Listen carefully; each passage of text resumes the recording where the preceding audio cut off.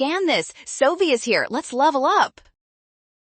To find the cheapest way to run this clinic, compare the marginal product per dollar for both capital and labor inputs.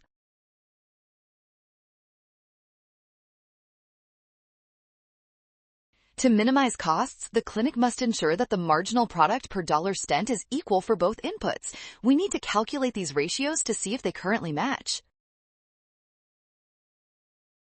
Currently, the capital ratio is 25 divided by 200, which is 0.125. The labor ratio is 15 divided by 200, which is only 0.075.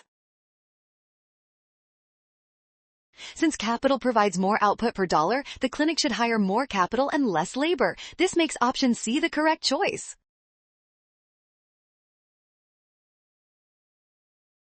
Well done! Scan the code to learn with Sovi. Avoid rushing and watch signs. Trust given values and check your steps carefully.